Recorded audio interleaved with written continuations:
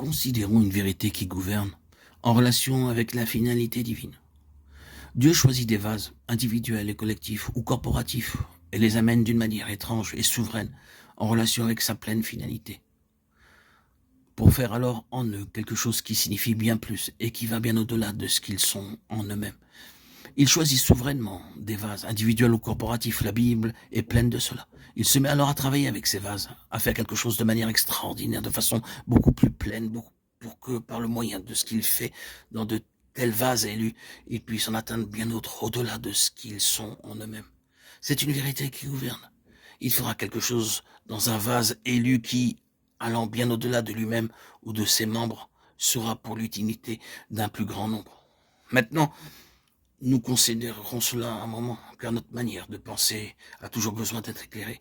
Il se pourrait très bien que beaucoup parmi nous, en disant les paroles de la Bible, disent « Je ne vois pas que je sois un vase élu de manière particulière ».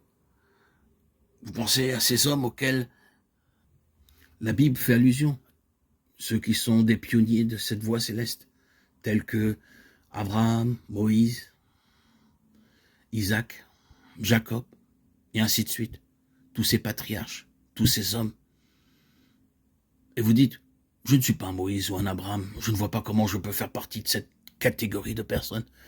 Bien, il peut se faire qu'il y ait parmi vous des individus qui soient choisis par Dieu pour quelque chose de cette nature, au-delà du rang ordinaire.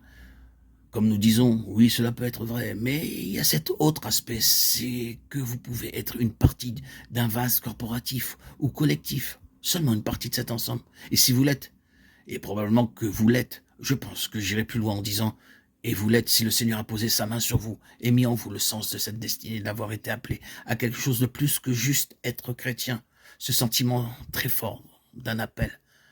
Si donc cela est en vous, vous pouvez donc considérer que vous êtes en rapport avec un grand dessein. Si cela est vrai, vous ne devez pas seulement vous regarder vous-même comme un simple individu avec vos propres expériences spirituelles, comme si vous étiez une personne seule, ou comme si vous étiez quelque chose de très spécial. Permettez-moi d'aborder l'autre aspect. Vous pouvez être impliqué dans ce que Dieu fait avec un vase collectif, sans pour autant, concernant votre propre vie, en saisir la signification et dire « Pourquoi est-ce que je passe par cela ?» La réponse, c'est que vous êtes une partie d'un plus grand ensemble. Fréquemment, nous constatons que de grandes pressions s'exercent sur nous individuellement.